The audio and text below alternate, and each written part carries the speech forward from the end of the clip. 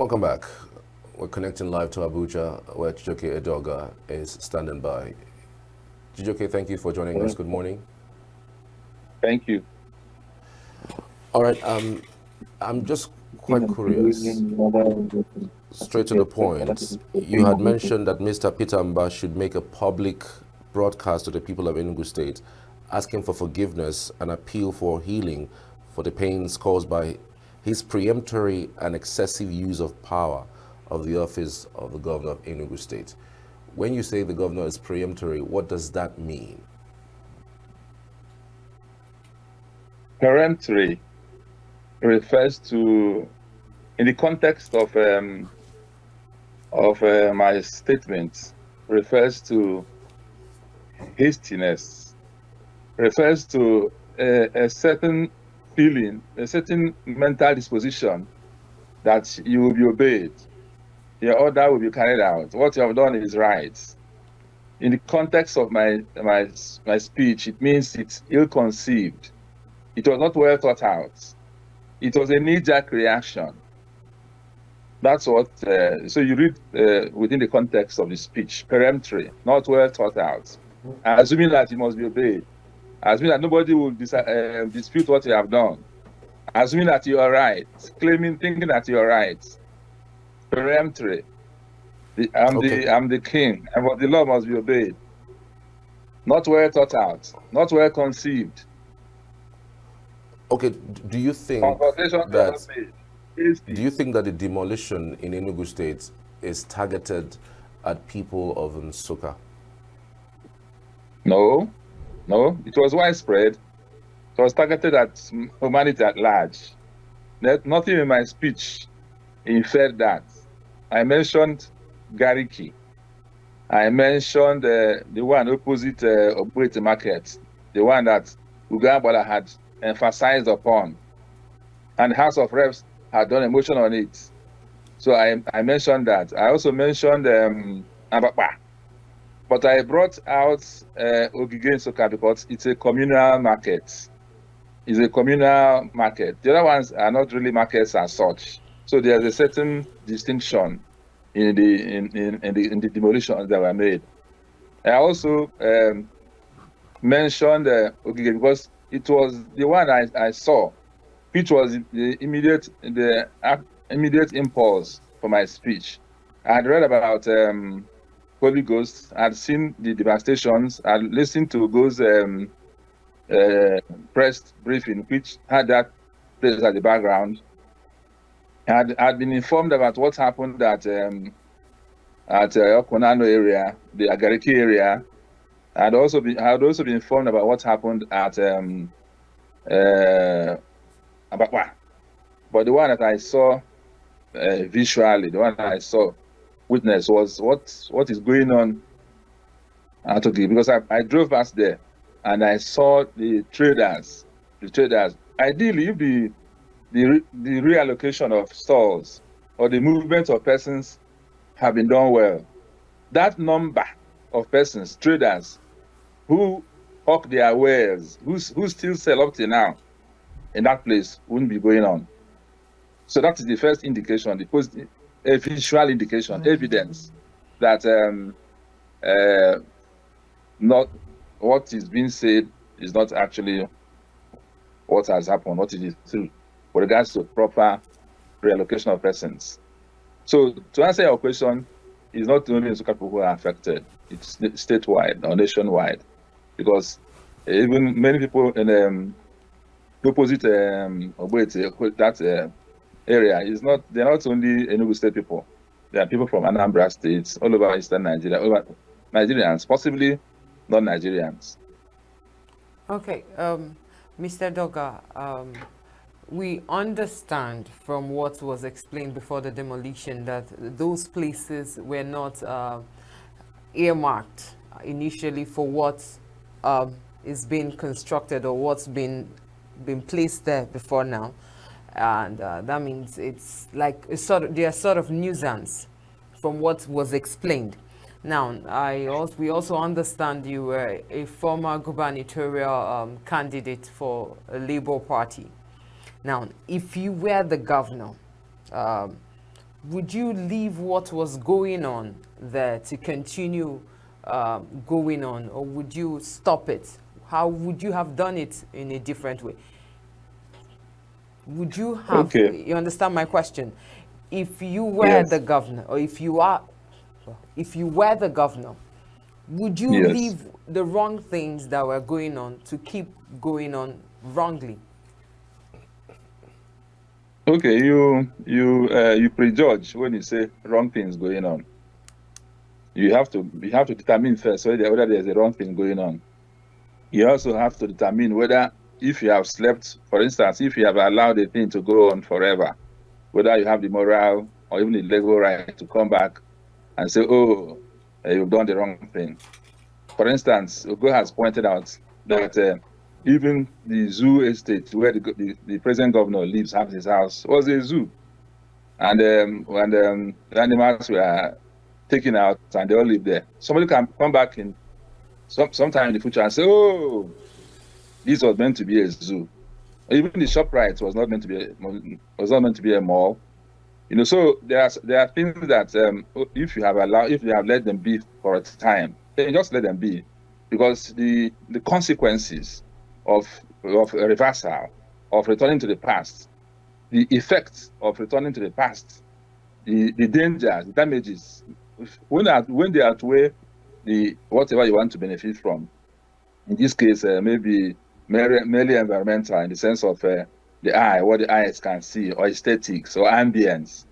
And then when you put ambience alongside the human cost, the loss, the actual loss, the damages, the overall effect of your actions, then you have to put them on a balance.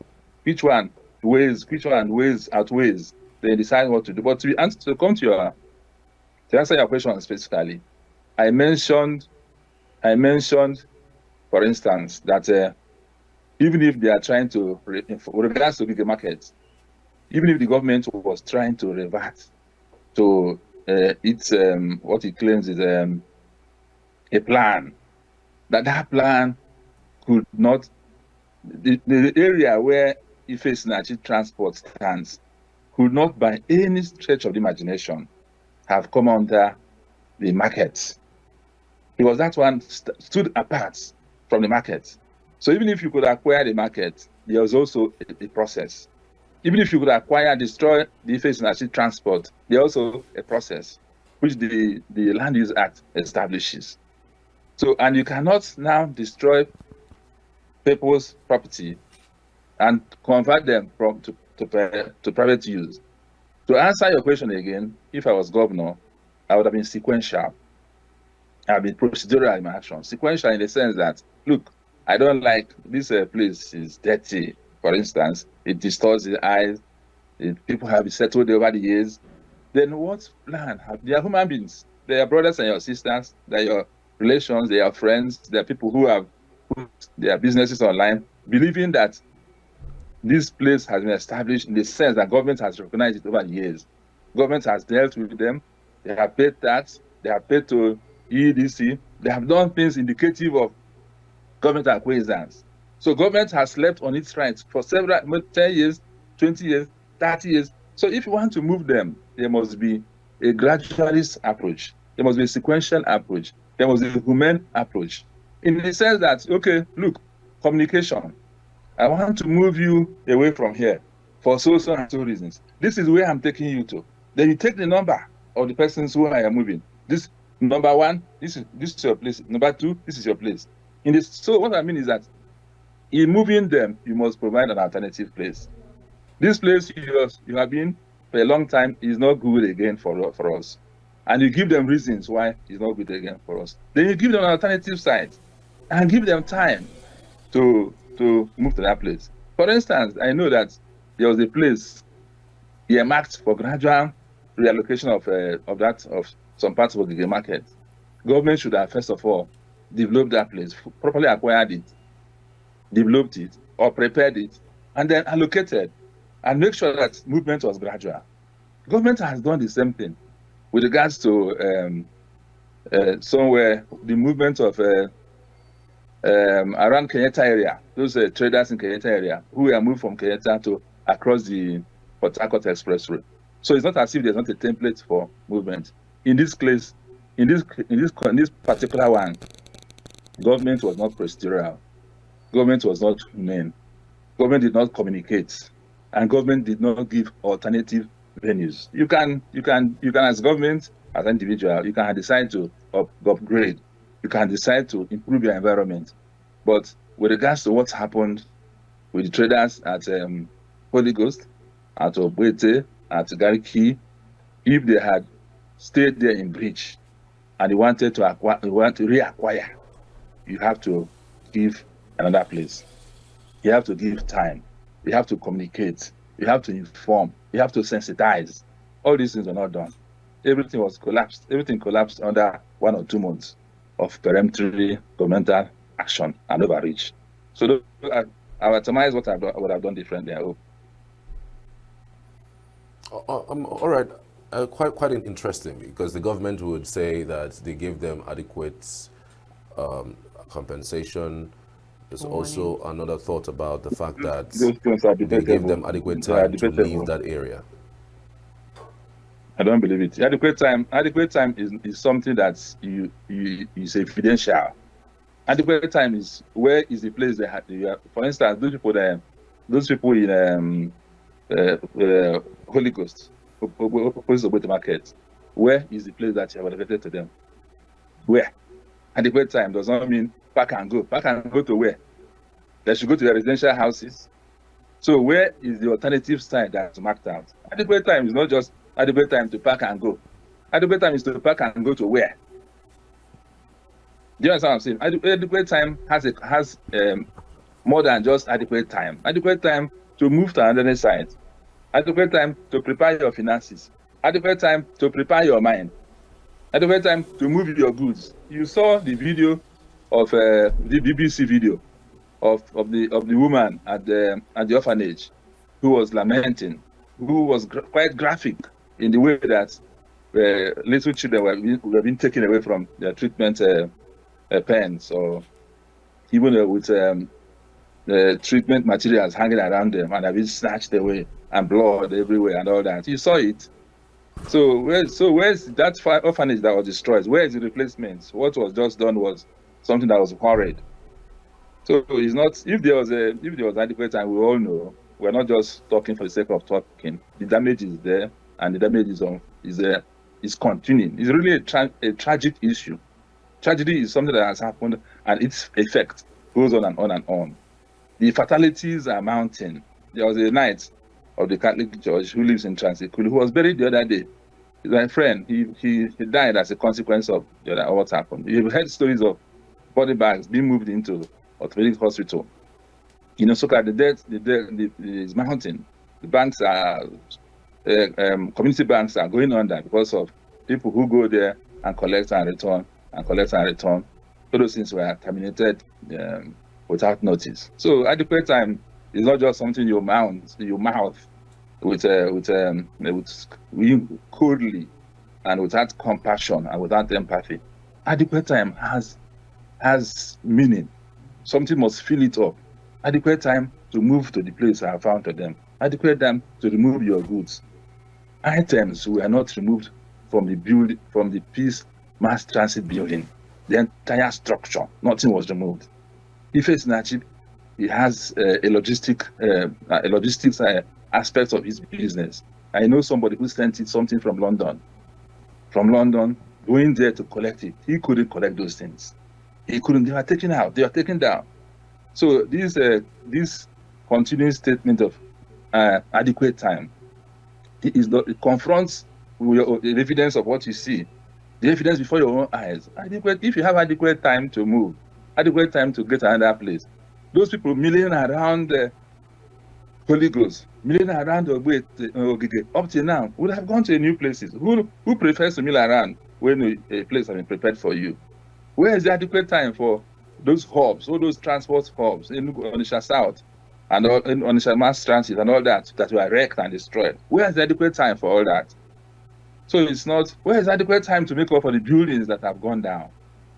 Buildings that people have lived in for several years, for decades. 2-story buildings, flats, residential buildings. SMEs, orphanages, schools. So that adequate time they are talking is divide of empathy and sensitivity and remorse. The better, the earlier they change the narrative, the earlier they change the storyline, the better for all of us, because we're all human beings, we're all bound by the feelings of humanity, shared humanity. What is not good is not good. What is bad is bad. Okay, speaking of Labour Party, there seem to be disputes, amongst the party, as if there is no togetherness of some sort. We learned of, there is a member of your party who actually won an election, but I believe his people actually still thinks he represents the constituency when he doesn't. And we learned, or there are speculations that there are some members of the party who are in prison or something, cell or something like that. Is there anybody speaking for them? Disputes are a natural occurrence in life. Once, even within oneself, there are disputes whether to not really disputes whether to do this or that. But once there is a human community, wherever two or three are, more than two or three are gathered, there must be disputes, there must be disagreements. So when you are talking of a concourse of hundreds of persons, either in Labour Party or PDP or APC, always there will be disputes. The question is, are there dispute resolving mechanisms? And sometimes there are also third-party influences, second-party influences, interferences. For instance, there's even within democracy, there are people who are anti-democratic in their reflexes, who will not like the right things to be done.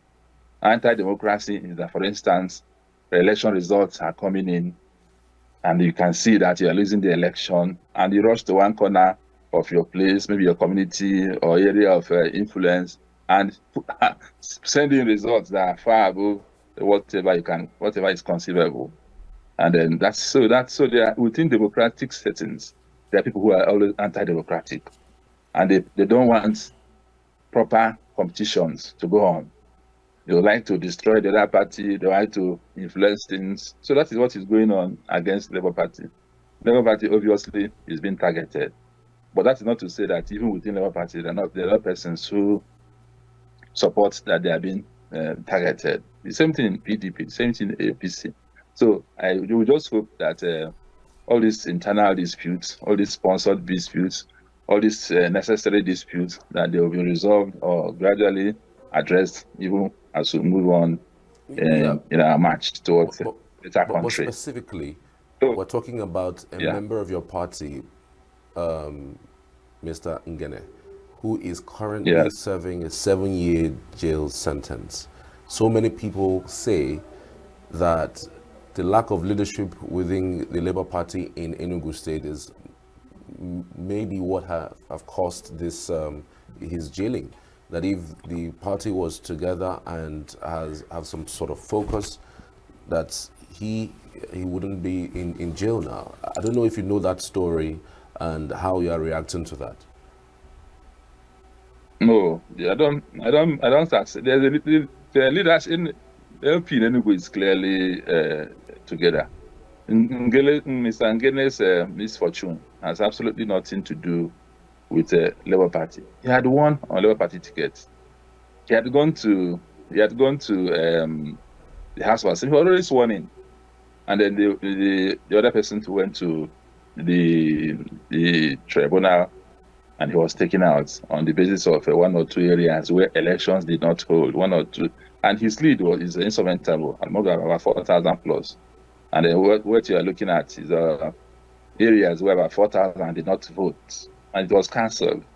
And three attempts, or 2 or 3 attempts, were made by INEC to conduct a re-election, as was ordered by the tribunal or by the courts. On each occasion, it was frustrated. Of course, the frustration will not come from Mr. Ngene, Barrister Ngene, who had won initially. Because even if you do a proper election, even if everybody came out, everyone came out, you will still win. So it's frustrating that re-election will not come from him. Obviously, it came from other forces, most likely the PDP. 1, 2, 3. No, if the election had been done, he would have gone back most likely. Then an existing communal issue where I understand that even the parties had indicated interest to do an out of court settlement was fast tracked, and everybody in Enugu, or those who are following the story, know the details of this ugly fast track. How even almost the magistrate, everybody was corralled into giving this kind of a sentence that makes you worry about even makes you worry about the kind of people that we are. It makes you worry about the kind of people we are. People who agree to participate in the kind of obvious, evident miscarriage or excessive use of power, either judicial power, executive power on an ordinary human being, a fellow human being. Excessive use of judicial power is abuse. Excessive use of executive power is abuse on somebody who can be your brother just because you're in different parties. So that doesn't get a matter. Is another evidence of abuse of the power of a judge. You can preside. Abuse of the power that maybe you're a governor, you're somebody who can pull the strings from behind. If you put it together, we're almost helpless, or it's a helpless situation, because this young man, this fly, in the context of this battle, this issue now, is just like a small fly at the mercy of the executive, at the mercy of the judiciary, in an incestuous relationship to do him. The Labour Party has shown that it's together on this matter, because even a few days ago, the caucus of the Labour Party went to see him. The Labour Party has been with him in spirit and in fact. Lawyers have been hired. Representations have made at the very high levels, and we're hopeful that the procedures in place will see to a reprieve, or some sort of a second look at what has happened. Everybody knows that it's excessive. Everybody knows. Anybody who is rational knows that, with regard to what was accused, that 7 years imprisonment is something that it has to be looked at again. Even the idea of imprisonment for somebody who was already elected into the House of Assembly is something that has to be reviewed and looked at. But the important is that the way we take things in Nigeria, the way we take things in matters like this, one would have thought that Labour Party would take it upon themselves to make a lot of noise about it. I mean, at least even having the Peter Obi, who still enjoys a level of followership, to visit him at the correctional center. It was only recently, in fact, that even opposition in the state, APC chairman, visited him. It was just, I think, a few days ago that we had members of the House of Reps and Senate of Labour Party extraction visit him. I'm not sure you have even visited him. So I'm wondering, is Labour Party even taking this seriously at all? You can say that, oh, well, you have spoken about it and you have said, well, executive rascality, but it goes beyond that. Don't you think that the Labour Party is treating it with kid glove? Even the party chairman in Enugu State for Labour Party hasn't even visited him. So it does look like there's this discordant tune around the Labour Party that isn't really coordinated as to this particular matter. There are sometimes the ocean, the waters will be moving, stirring, but you will not know that things don't just happen. Things don't happen. Even that, even the visit by the APC chairman didn't just happen. He said he said clearly that he was directed by the honorable minister. The only minister didn't just get to know, didn't just on his own head that this is what's happened. Several things have several ways of addressing them. The visit to the prison might have a symbolic resonance, but in actual fact, does it translate to much? Yes, it gives the public a sense of something being done, but lots of times it's better that even people don't even know what you're doing, so long as you are minded to achieve effects. Public show of solidarity and sympathy is good, but with regards to strategy and tactics, it's just one ambit of it. Now, I can assure you that something is being done. I have not visited because for some time I've been out of Enugu, but also for reasons of caution and precaution. And even if I'm in Enugu, I may not visit him, depending on my calculations of my personal safety and other concerns, consequential upon what is going on in Enugu now. So whether I visit him or not, he knows that I'm in solidarity with him. People around know that I'm deeply involved in trying to reverse not only that injustice, but there are several injustices that have been visited on our people. For instance, these demolitions is one. For instance, the demolition, especially of Ife Sinachi and Peace Mass Transit Building, which was an old building that they got from Premier Hotels owner Charles Abango. Those things are clear acts of injustice. Even if you take out Ogige Market, to include the compound that belongs to Chief Charles Abango, just like taking out a building that belongs to Anisha, a building that belongs to Nnamdi Azikiwe, for instance, or Awolowo, for instance, in the Western Nigeria, Ibadan. That's what you did when you take out a building belonging to Charles Abango. By 1954, Charles Abango was University of Hull. So he couldn't have encroached on government land. He gave the land first of all. He was in a position to even give land, not to impose himself on government land. So there's clearly something that was not right about demolishing the premises of Ife Sinachi Motor Transport in Nsukka and Peace Transport on the same compound. That compound belongs to Charles Abango. That compound is the premises that Awolowo was there for three hotel, Premier Hotel. 1978, Awolowo was there for 3 days. From there, he went to see Nnamdi Azikiwe, but didn't see him. So he has a historical resonance. He gave it to Mama and to Ife Sinachi because he supports what they are doing. That those buildings were taken down. It's not right. So even if you can take out a portion of Ogige Market, you cannot say that the land on which Abango built his hotel was not the part of the plan. Abango was one who drew the plan. It was by 1954. He was University of Hull graduate. He was in the Eastern House of Assembly. He was commissioner. He was this and that. A preeminent man of eminent stature in the cadre of Awolowo, Azikiwe, Okpara, and all that.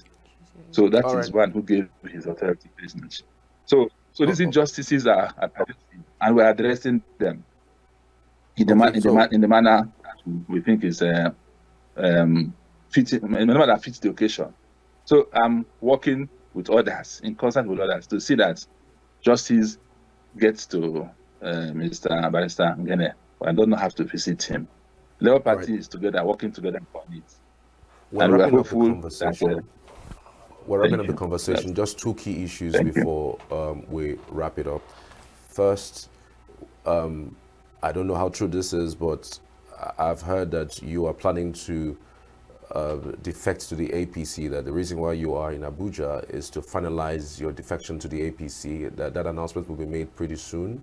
And secondly, beyond what you have mentioned as the highlight of the demolitions that has come to you as a rude shock, how would you assess this current administration's 1 year in office, given that there has been different thoughts on the ground about what he has done with the reconstruction of roads and reticulation of water and or whatnot? Can you speak to those two issues? 3 issues. I've lived in Abuja since 1990. I've lived in Abuja since 1999, when I came to the House of Representatives. I did one term in the House of Reps and stayed back in Abuja. It's from Abuja that I home in 2015 to serve as a commissioner for 2 terms. Once that commissionership thing was over and the governorship thing was over, I returned to my family. I'm in my house in Abuja. My family is there. My kids are here. My other engagements are in Abuja. So I didn't come back to begin to discuss about moving to APC. You know, I have not told anybody I want to move to APC. What gave life to it was a birthday picture I took with Ugabola and Nwakibi Uchenna. Ugabola, APC chairman, has been my friend since 1990 on a continuing basis. Ugabola was prominent in the Highland group for governorship. I was prominent in the Joe Nwodo campaign. I was the person who asked Ugabola to join Joe Nwodo group. And since then up till now, we've been friends. Nwakibi has been my friend, one of my closest friends in Enugu State. We're family friends. So if he's minister for science and tech, there's nothing stopping me. Even before he was minister, we have been friends. So the issue of defecting to APC is a speculation that hovers around people like me. I'm not thinking about it for now. Nothing can be put. You can, in politics and in life, it cannot be definitive or categorical. It can never happen, or it can happen. No, life is dynamic. Anything can happen depending on circumstances. You know, so the Peter Amba is obvious that he's not prepared for governance. He's learning. He's just taking it. He's learning on the job.